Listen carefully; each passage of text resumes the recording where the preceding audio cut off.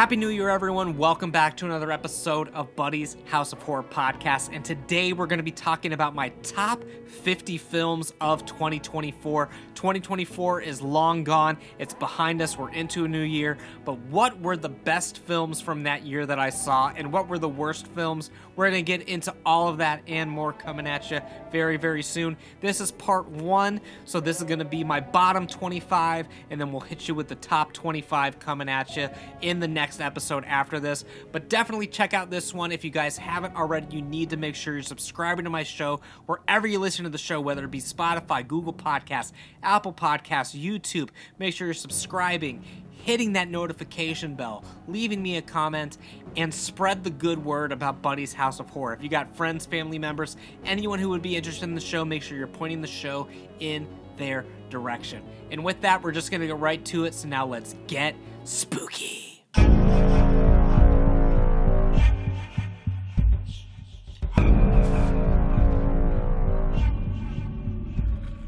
How is it going, everyone? Welcome back to another episode of Buddy's House of Horror podcast. I hope all of you guys had a great new year. I hope you're enjoying January so far. I guess as much as you can. January is always, at least in my opinion, one of the worst months of the entire year. There's just nothing going on in January, dude. You get everything you need out of the winter time during the Christmas season. Like, once you hit January, you're just waiting for it to start to get warm again. Like, today in Ohio, it is currently negative 10 degrees outside. We have historic cold fronts coming through Ohio right now. Yeah, like I said, today it's negative 10. Yesterday it was about negative 6. And the heat in my house just simply isn't having it. The House of Horror, it's an old rickety house, obviously. So I'm very fortunate that there are many fireplaces I can sit in front of, the crackling fire, to just be warm, just to be able to get through the day, to be able to survive. I'm sitting in front of a burning fire right now. But we're not here to talk about the year of 2025. We're not here to talk about January. We are here to talk about the year of 2024. All of the new releases that I saw in 2024, and I'm going to be ranking them all from worst to the absolute first. The bad, the good, and everything in between. We're talking about my top 50 films from 2024. Every year, it's a New Year's resolution. Well, I guess it's a New Year's tradition at this point, because I've been doing it the past few years, to watch 50 new releases within a year. It doesn't always have to be in theaters. It can be stuff that's straight to streaming. But 50 films that have come out within the last 12 months, I make it a point to try to watch them. Not all of these are going to be horror films. The ones that aren't horrible kind of breeze through real quick. But it's important for me, as someone who is a film lover, is a filmmaker, is someone who enjoys putting out and consuming media, to kind of keep up with what's going on in the world today. You can't be a good filmmaker, a good film fan, if you're only focused on the old stuff. You need to have a balance of both. So every year I try to watch a ton of stuff that I haven't seen before from way back in the day, and then obviously haven't seen new releases before, because they are in and of itself new releases. So like I said, I've got 50 of them for you guys today. Some of them are not horror films. Shocker that I do not only watch horror films, but the majority of them are horror films. So we're going to go through every single film that I saw in 2024 that was a new release, starting with the very bottom, the bottom of the barrel.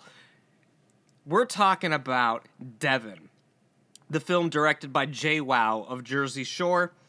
Devon's parents never stopped searching for answers after her disappearance from a notorious asylum. Years after the incident, a mysterious website draws 5 adventurers to the abandoned asylum where she was last seen.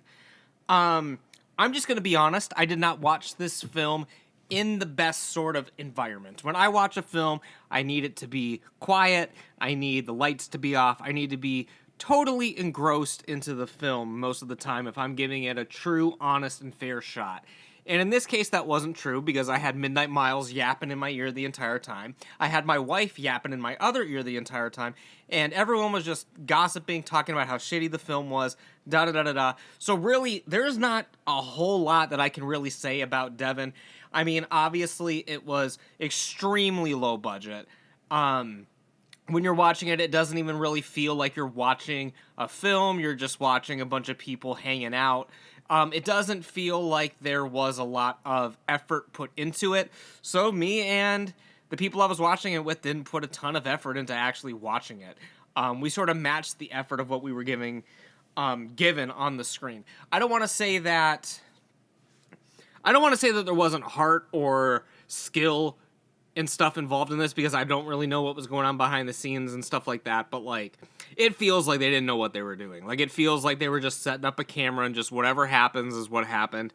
Not a fan of it. Probably won't ever watch it again, just because there's so many things that I could be watching, but I do acknowledge that we did not give it the fairest chance, and especially Miles, who is obsessed with all films that are bad and unwatchable. For him to even say that this was the worst film that I think not even the worst film that he saw last year, but one of the worst films that he's ever seen in his entire life, that's a little bit of a stretch. I mean, I've seen some terrible shit from the 80s, so, like, I'm not going to say it's among the worst films I've ever seen. Like, if I'm thinking of, like, the top 10 worst films that I've ever seen, I don't think it would be in the top 10. It would definitely be in that conversation, but I don't think it would be in the top 10 of worst films I've ever seen. Headed up next was actually one of the first films that I saw in 2024. I believe this was a January release. So this was a film that I saw back when it first came out, and it sort of left my consciousness after that. I've talked about this film a little bit on the show before, but this is Out of Darkness. The dawn of man, the birth of fear. In the old Stone Age, a disparate gang of early humans band together in search of a new land, but when they suspect a malevolent mythical being is hunting them down, the clan are forced to confront a danger they never thought was going to happen. And just like I never thought I'd have to talk about this film again, but here we are. There is so much in this film that I just don't remember. Like, it's a completely forgettable early in the year release, and I've talked about it a couple times on the show before, so I'm not going to harp on it here, and we do have 48 other films that we need to get to. So Out of Darkness is just a solid skip. Coming up next, The Strangers, Chapter 1. Very low on my list. A lot of people really loved this film for one reason or another, so much that they're making Chapter 2. They called it The Strangers Chapter 1. Inevitably, that is going to lead us into a Chapter 2. Oh boy. All right. They don't need a reason. After their car breaks down in an eerie small town, a young couple are forced to spend the night in a remote cabin. Panic ensues as they are terrorized by three masked strangers who strike with no mercy and seemingly no motives.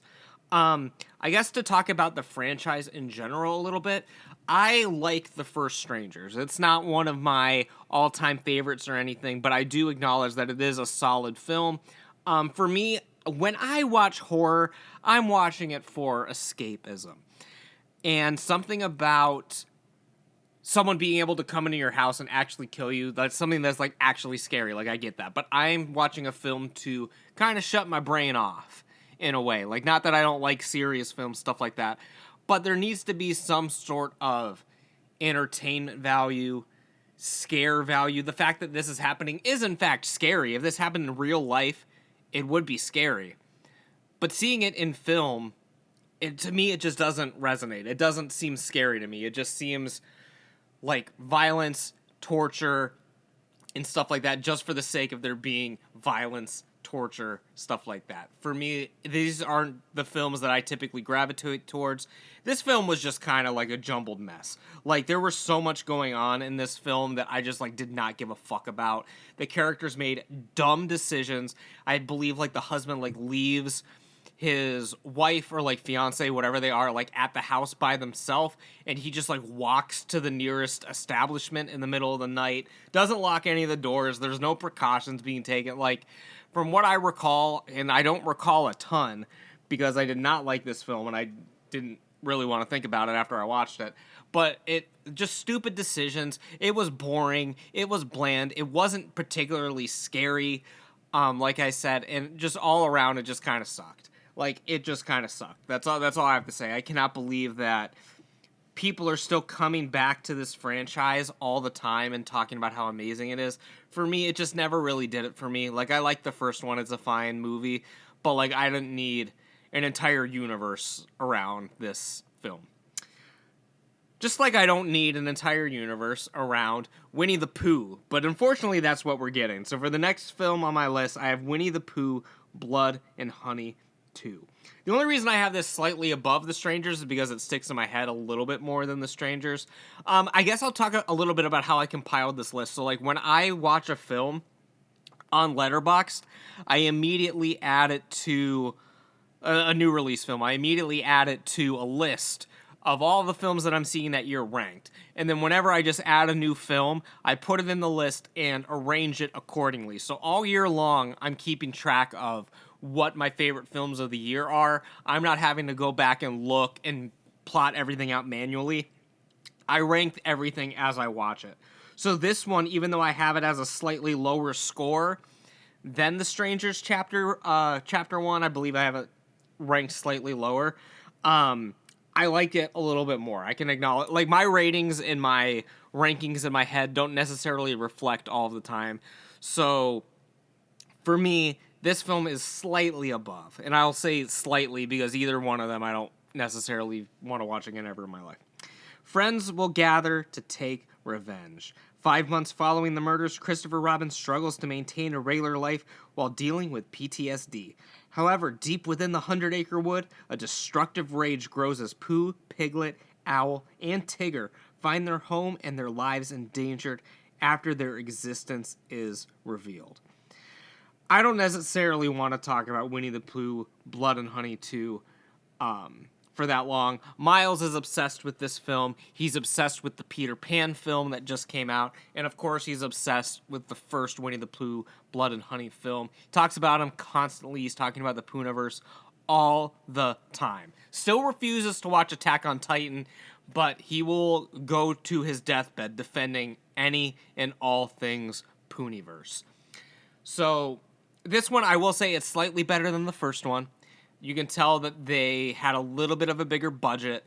I think Tigger in this is just completely lame. Like, everyone's obsessed with him being like a Freddy Krueger type character with his one-liners and shit like that. But it's just dumb.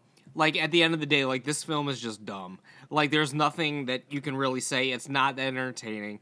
It's not that violent. Like, there's tons of shitty bottom-of-the-barrel horror films you can watch that are at least fun, that are at least creative, that are at least funny. These Winnie the Pooh films are none of that.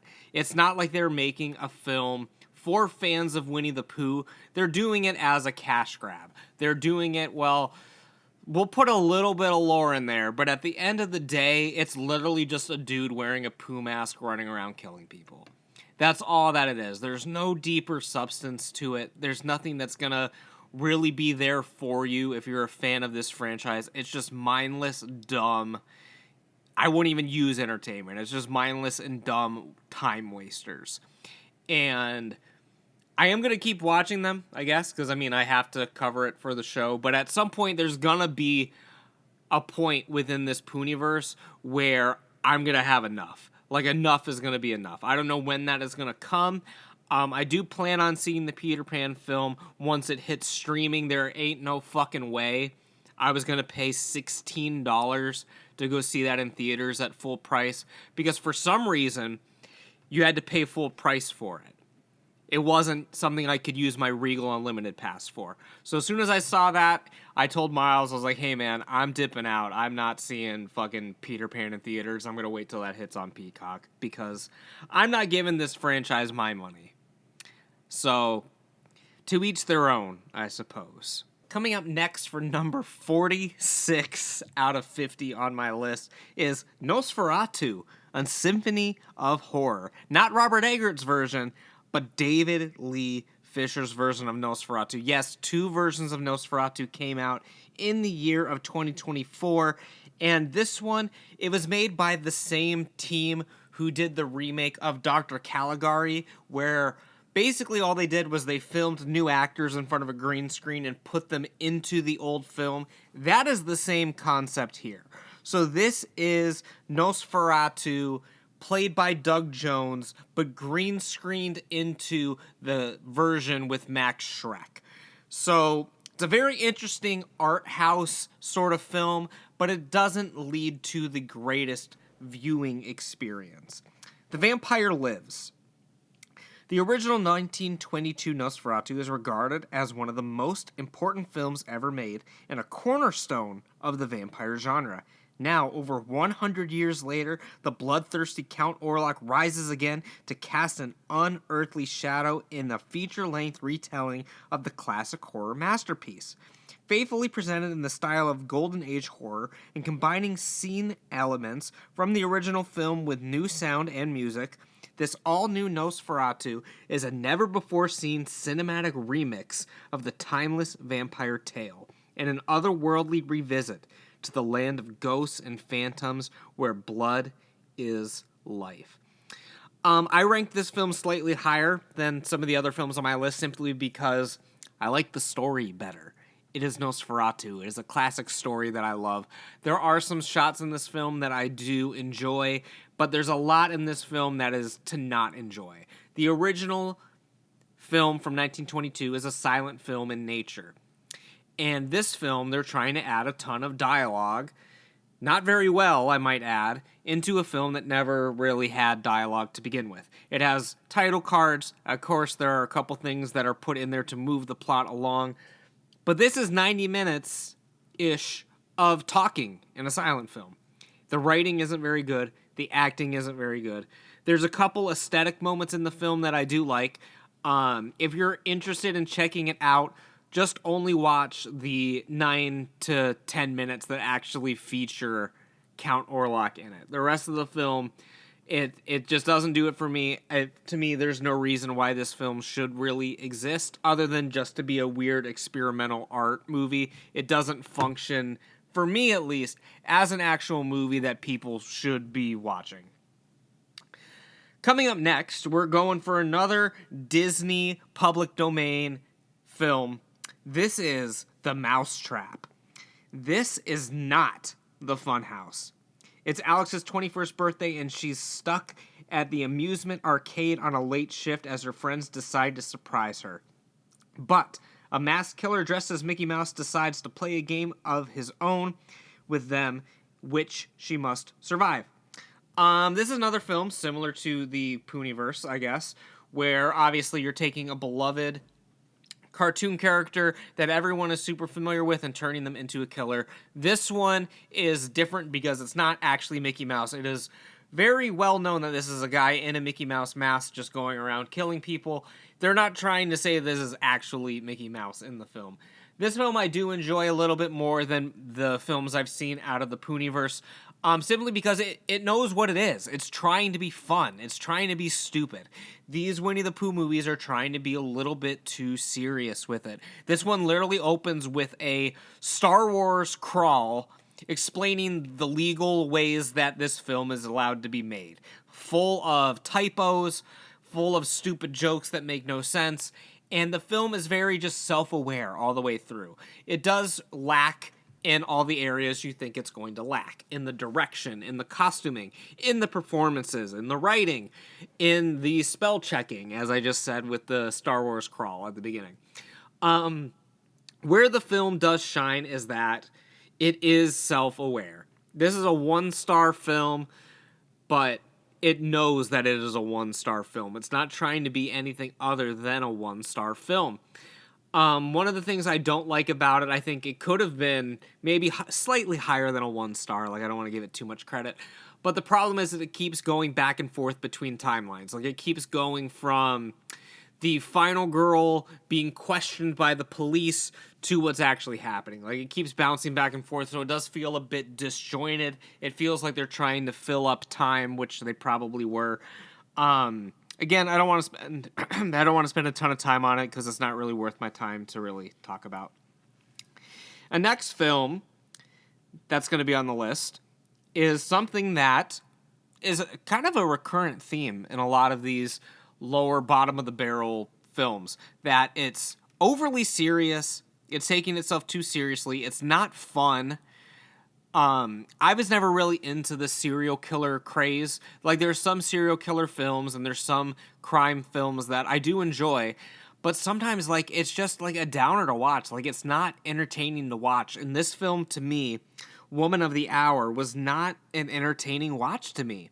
There's nothing really technically bad about the film. Like, it's shot well, it's well acted, it's well directed, but it just doesn't do it for me. It just doesn't do it for me.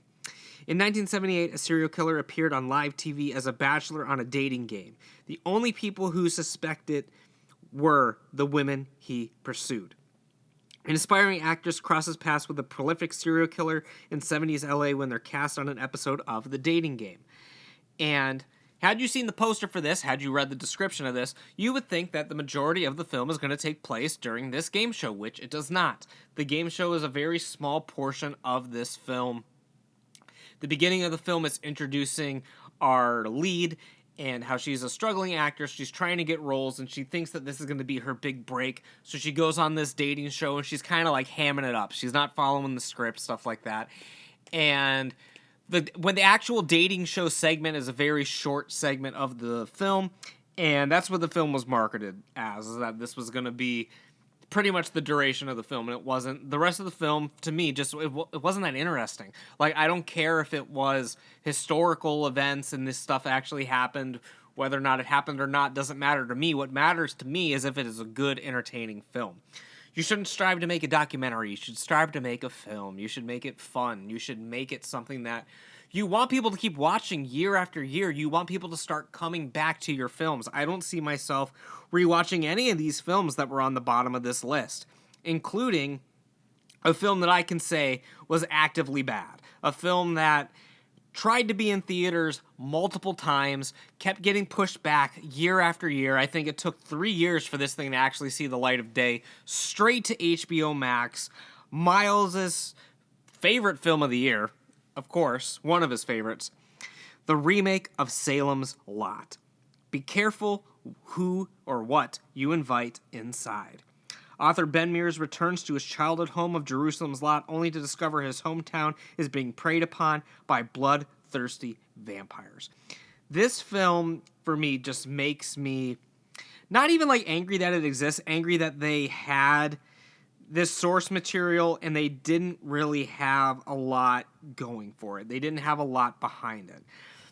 I don't even really know where to begin with this. It's basically Disney and Pixar's Salem's Lot. These vampires look like shit. These vampires look horrible. The CG in this film is some of the worst that I've ever seen in a modern film like this. Not even that they're supposed to look incredibly realistic, but it literally looks like a fucking Pixar film in a real film. And to me, it's just inexcusable. Like, if you're going to tackle the source material of Salem's Lot, if you're going to create a horror film and you think you have the budget to do it, you think you have the talent, you do it, but you actually don't, just don't do it. Just don't do it. Shoot film within your means. Shoot film within your talent level. If you do not have the practical effects capabilities to make good-looking vampires and think you just want to do it in CG, it's not going to come out good. Just like I tell people all the time, if you're making an independent film, don't have a scene where a fucking rocket ship launches. Don't have a scene where... Don't try to be a Marvel film. Don't try to be a big-budget Hollywood film if you're not a big-budget Hollywood film. Ooh, this film drives me crazy. And that's even just talking about the effects. I'm not talking about the changes they made to the story. I'm not talking about the fact that they made Count Barlow an absolute fucking joke. Like, not threatening at all. Not how they changed key aspects of the story, because the story should be a little bit different. I mean, even the 70s version, I mean, you could argue it's not 100% what's going on in the book. You're allowed to do different interpretations of things, obviously, like as we'll talk about when we get to my number one film on this list. You can take source material, make it your own. You can do something different with it, but make it good. Make it good. I don't know what the fuck they were going for with Salem's Lot. I never want to see this fucking thing again. Of course, I'm playing up the comedy in the show, but I mean, it's just forgettable. Like, don't even waste your time with it. The only thing that I'll say that I enjoyed about this film is there is a scene, well, several scenes that take place at a drive-in, and I love a good drive-in, so that gives a little bonus points for me, but not very much. The next film is another franchise film, A Quiet Place Day One. I'm just so burnt out on these Quiet Place films, guys. Like, there's only been 3 of them, but I didn't even really like the second one that much. I thought the first one was okay. It was a good theater-going experience. I've never been in a theater quite like that before, where everyone was scared to take a bite of their popcorn because the whole place was just silent. But now we're on the third film, and this series has just completely lost my interest for some reason. I just can't get into it. Hear how it all began.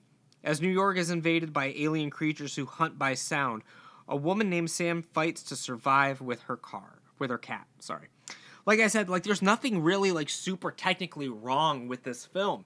Good performances, good effects, good direction, big budget, looks nice. But it just doesn't grip me. It doesn't do for me what it does to the people who keep getting these films made. It just doesn't do it for me. Just doesn't do it for me.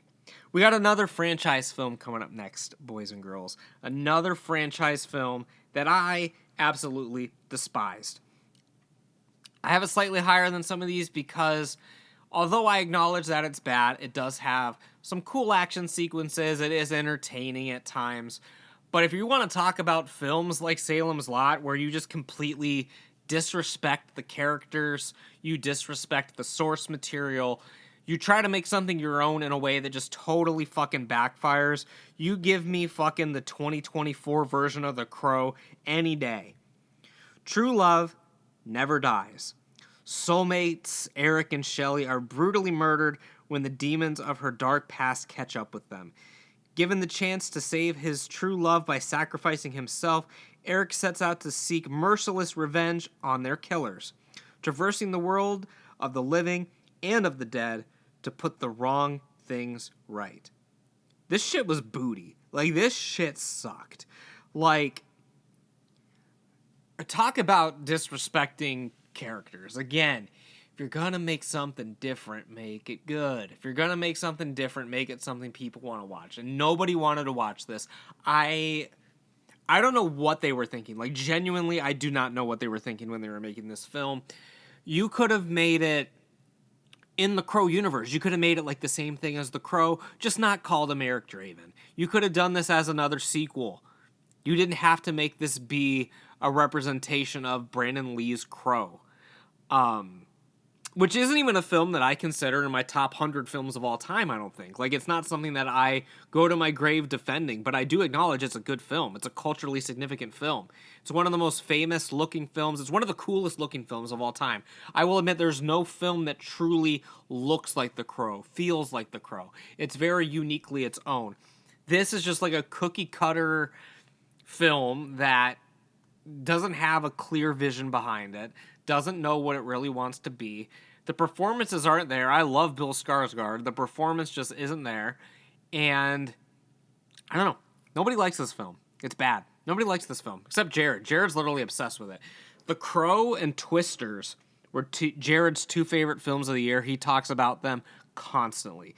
Jared is obsessed with Bill Skarsgård's portrayal of the Crow. I will admit there are a few cool action scenes, but it's the scenes you've seen in the trailer, and I don't know. Just doesn't do it for me. Does not do it for me at all. The next film is a standalone film from a gentleman who is very well known in the filmmaking world, for better or for worse. We've got M. Night Shyamalan's Trap coming up next. 30,000 fans, 300 cops, 1 serial killer, no escape. A father and teen daughter attend a pop concert where they realize they're at the center of the dark and sinister event. Oh, Lord. I don't even know what to say about this one. There are some good ideas in this. This had potential to be a cool film, but they did so much stupid shit in this film that I don't even know. And Shyamalan's known for his twists, right? No twist in this film. There's no twist. This is the most straightforward film of all time. I was waiting at the end for there to be some sort of twist that saves part of the film, because even most of the film you're watching a live concert. Like, this film is a vehicle for, I think it's M. Night Shyamalan's, like, niece, because she's a singer, and a lot of this film, it just feels like you're at a live concert. Like, there's some storyline stuff going on in the background, but at the end of the day, you're just at a concert. And the absurdity of a lot of this makes absolutely no sense. You have to suspend your disbelief so hard in this that you think, basically, there's a serial killer. They have him trapped at this concert. He cannot leave. He's going to get ID'd and arrested. So he needs to find a way to get out of this concert while his daughter's there without making a huge scene. He needs to try to escape or he's going to get arrested.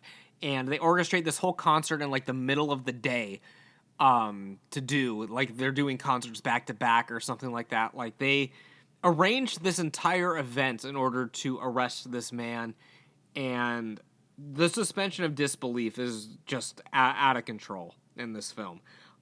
It's not very interesting. It's not very fun. You're waiting for a twist. Because if you know Shyamalan, you're waiting for a twist. There's no twist. It's just bad, guys. It's just bad. Again, it has some stuff in there that I thought was a little bit fun, but overall, very, very bad. The next film I have ranked as low as I do because I was very disappointed in it.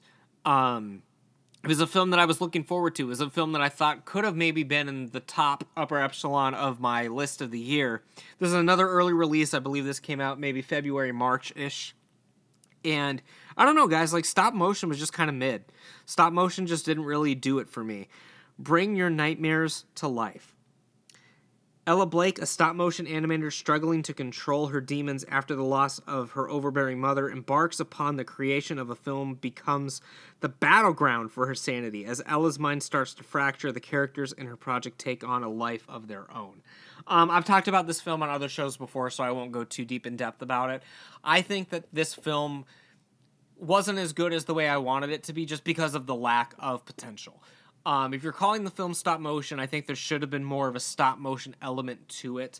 There's a lot of disbelief that you need to dispel in this film as well, that there's this stop motion like subculture and there's all this competition between stop motion artists and stuff like that.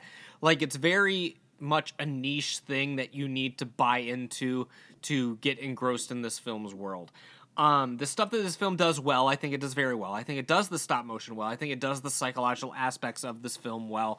I just wish there was a lot more of it. I wish there was a lot more to it. Because when you look at it on paper, you should be like, oh, this woman's getting attacked by stop-motion creatures and all this creepy shit could happen. And she could be in her bed and the stop-motion creatures are following her, chasing her around, stuff like that. Like, there's a lot of potential if you were to just spitball ideas, put them on the dry erase board of how you can make the concept of a stop-motion horror film a great film. And then they don't take full advantage of the concept that they're bringing to the table. So it does lead to be a little bit of a disappointing watch for me. I will probably give it a rewatch at some point in the future. There are things in the film that I do like, but overall, it just doesn't do it for me all the way through, guys. So stop motion was a bit of a letdown.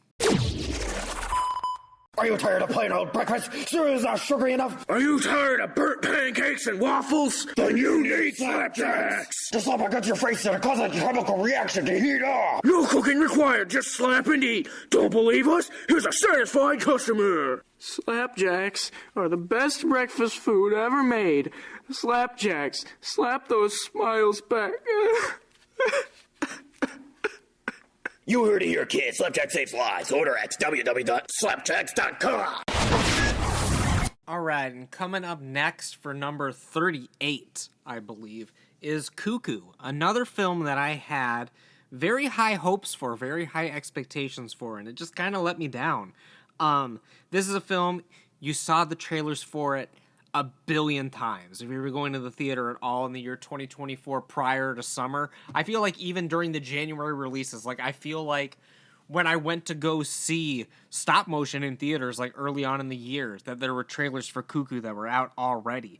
And for me, like, there's a lot of things in this film that I did enjoy, but there's a lot in this film that I didn't enjoy, and it just kind of ended up being very middle of the road.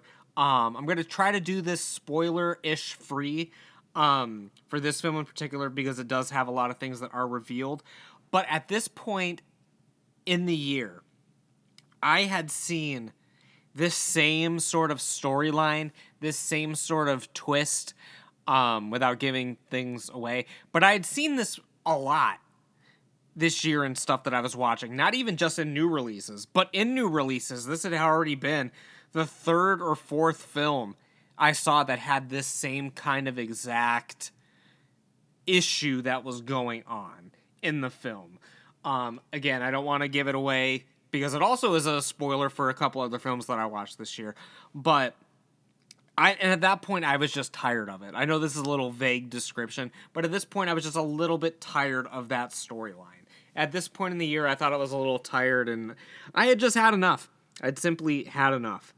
Fear Its Call. After reluctantly moving to the German Alps with her father and his new family, Gretchen discovers that their new town hides sinister secrets as she's plagued by strangers, noises, and frightening versions of a woman pursuing her.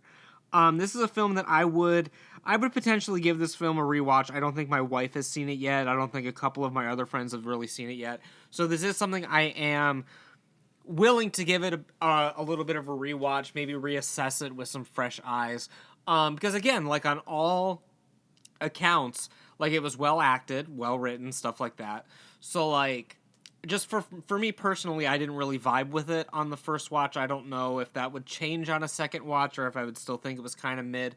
It does have some cool sequences in it. It does have some stuff in the film that I enjoyed, but overall just didn't really do too much for me.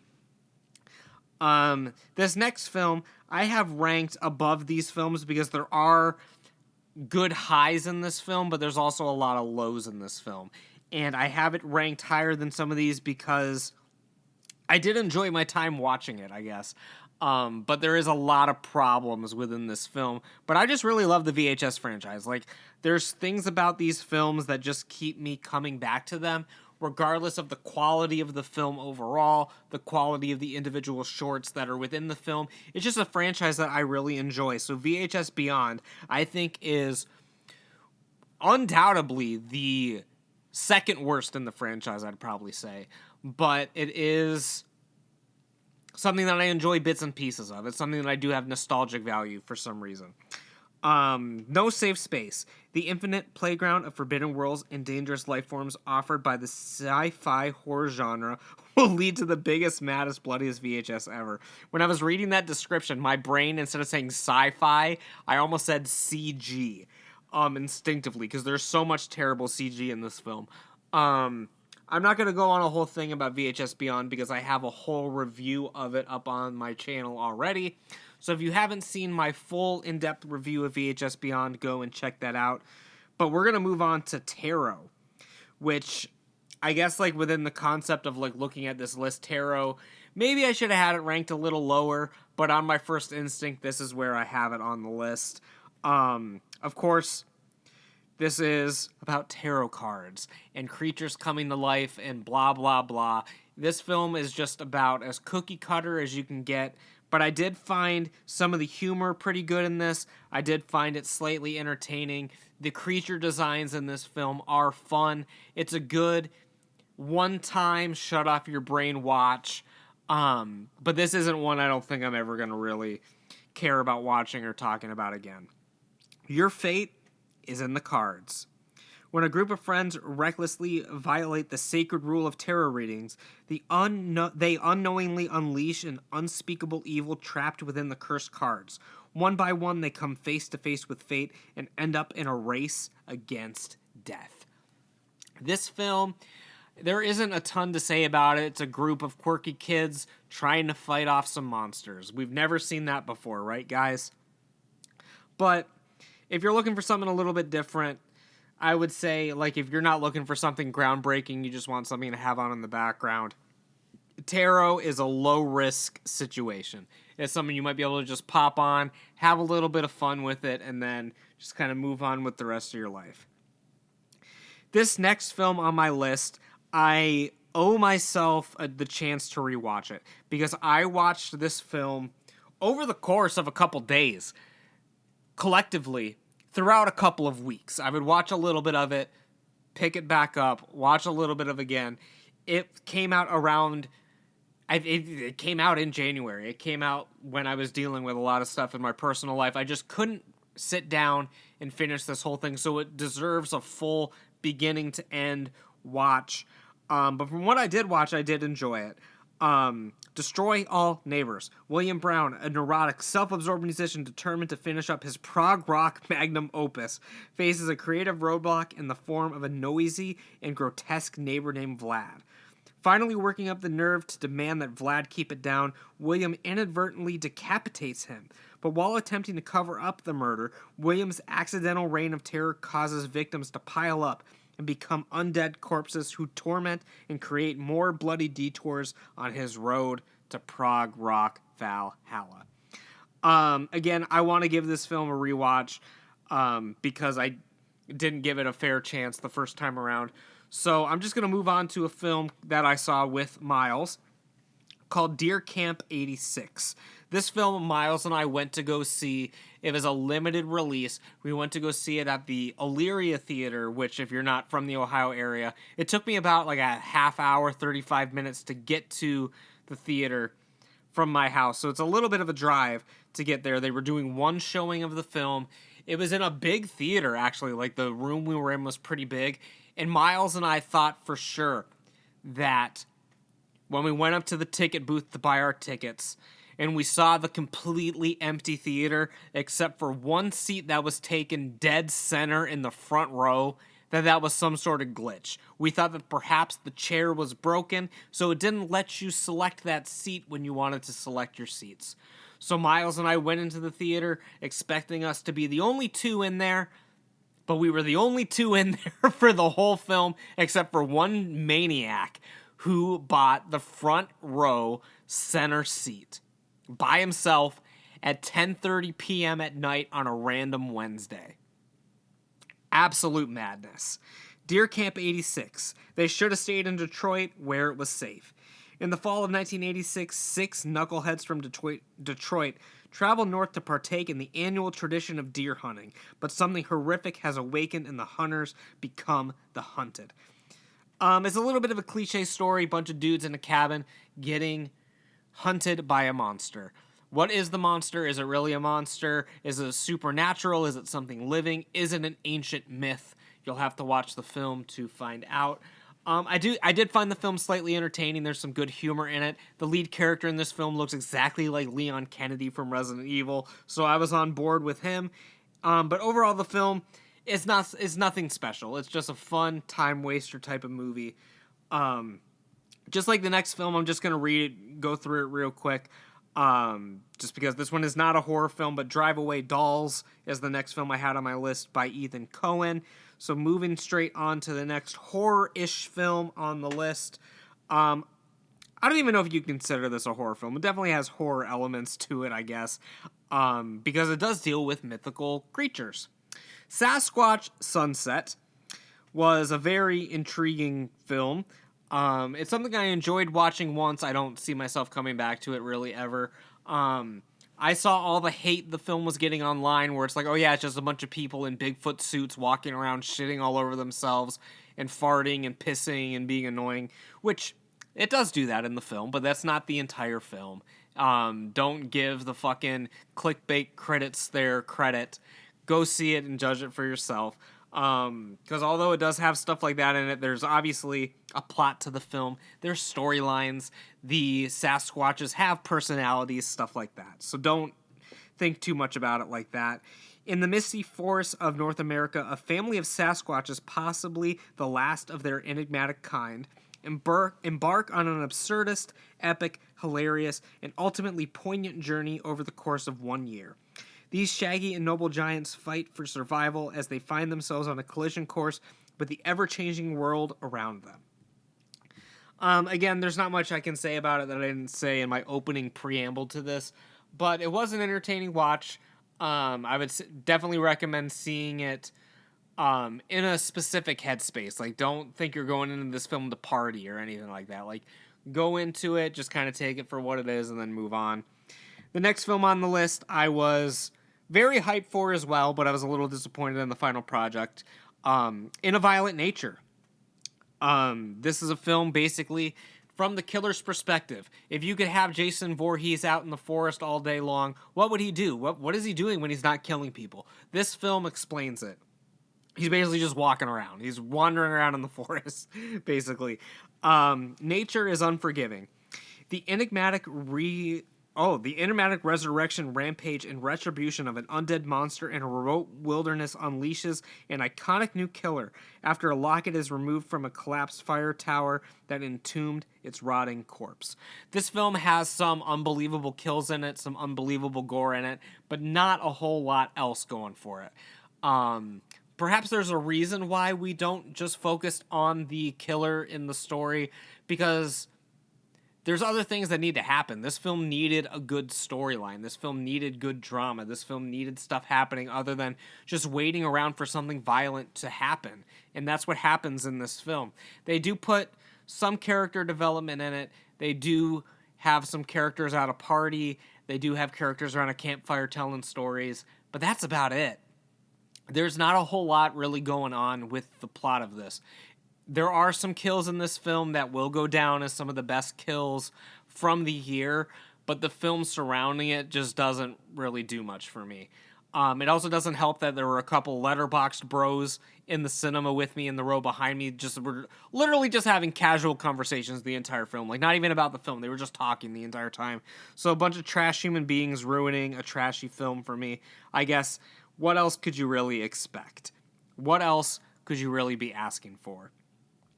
Next film on the list, I'm going to breeze by. Obviously, it's Megalopolis by Francis Ford Coppola, a film that I drank a ton of wine to help finance this masterpiece, and it was worth every hangover. But it didn't make for the greatest film.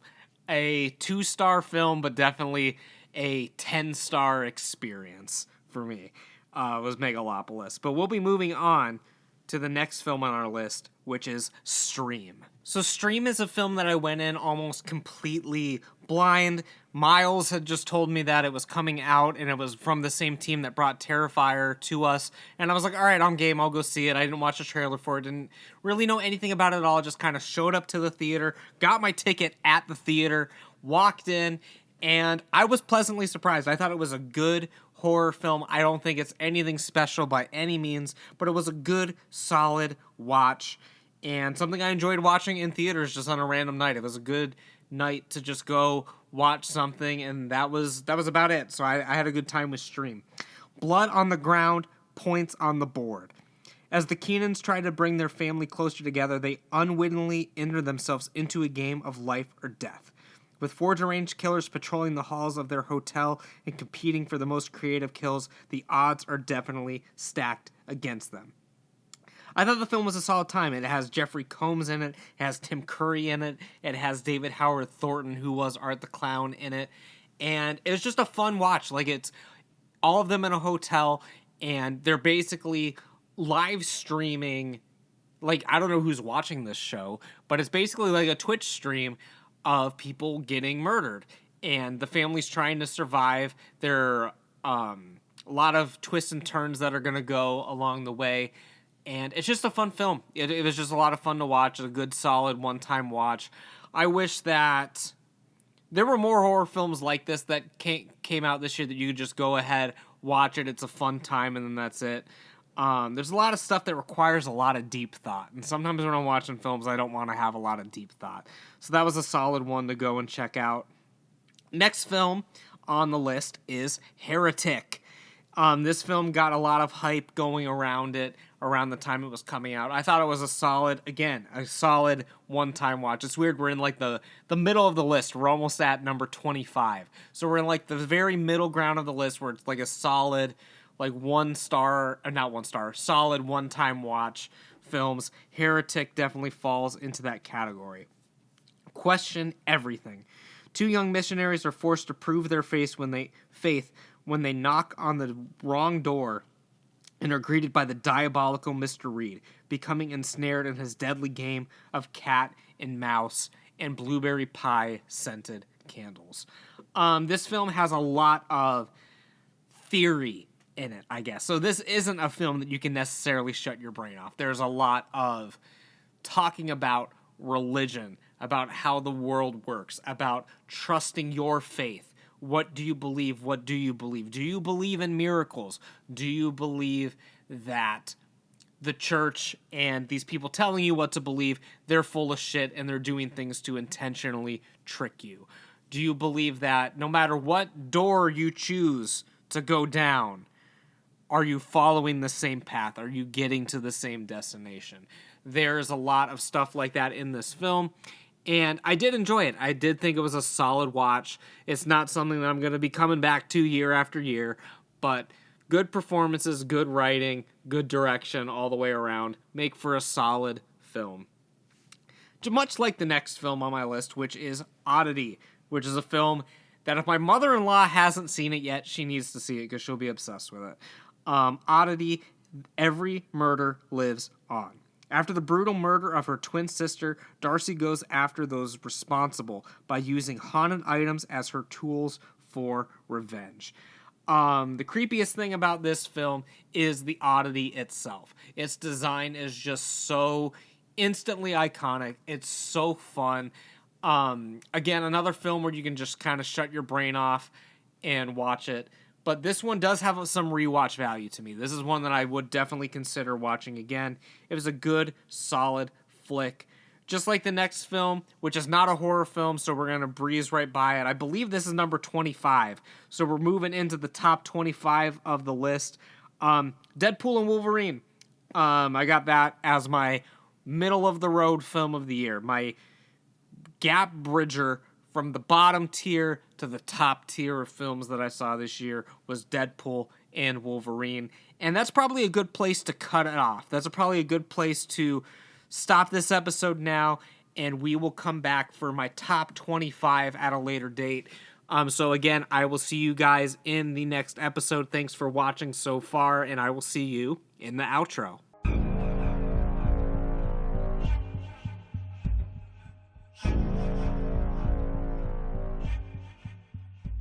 Well, that's about it for this time, you guys. I hope you enjoyed part 1 of the top 50 horror films that I saw this year. If you haven't already, please make sure you're subscribing to my show wherever you listen to the show, whether it be Spotify, Google Podcasts, Apple Podcasts, wherever you get the show. Hit that subscribe button. Turn on notifications if you can. Give me a thumbs up, comment on YouTube. Do what you got to do. Help spread the good word about Buddy's House of Horror. And I will see you back here again for another episode of the show coming at you very, very soon. So with that, take care and stay spooky.